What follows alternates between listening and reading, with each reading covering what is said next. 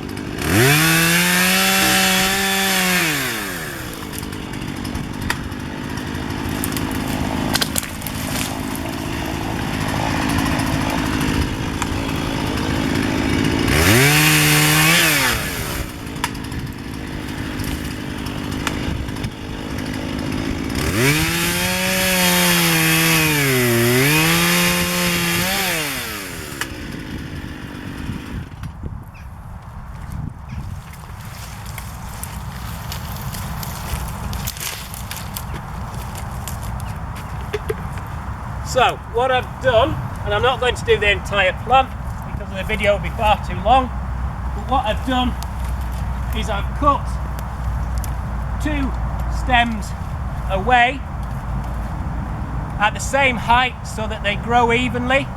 I've tried to put a good angle on the cut so that it casts water away. And as I was to walk around the rest of the stump, what would happen is I would cut through at the same angle, at the same height, to create a stool that's even in height and that casts water.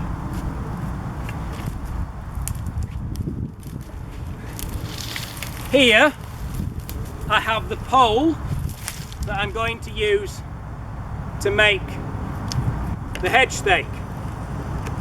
And what I'm really looking for in a willow stake, not that they're very good, is a good 3-inch top heading down to a 2-inch bottom. And really we're looking for a stake that's at least 6 foot tall, because we want to leave somewhere between 3 and 4 foot out of the ground and at least 2 foot in the ground. We can always trim stakes down to get them to the same height after we've knocked them in, and what that means is we need to leave some length on the top for trimming so that we can leave it neat.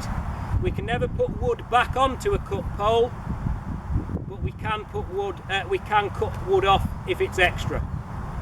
So what I'm going to do with this, I'm going to cut a top and a bottom. I'm going to sned the side branches off with a saw and cross cut it to length.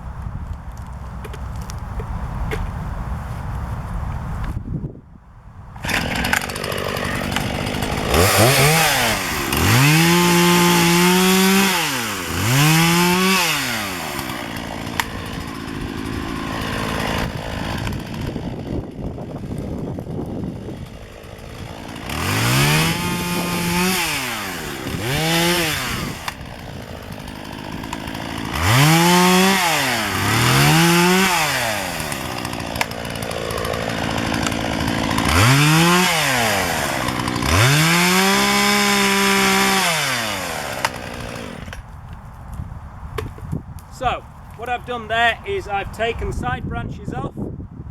You notice as I walk with the saw, I put the chain brake on to make sure that the trigger, the accelerator, doesn't catch my clothes and cut me as I walk along.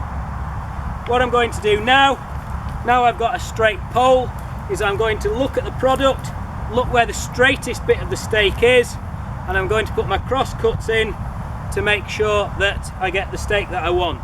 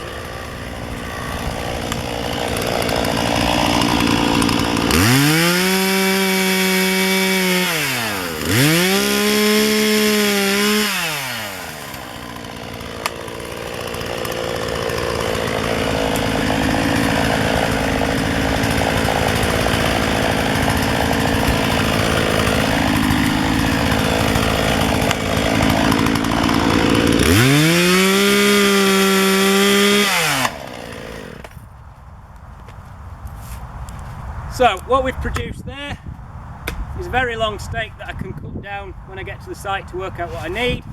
We've got a point on the end to help us knock it in, and we've got a good square top so that when we use our beetle or our mel we can knock it into the ground.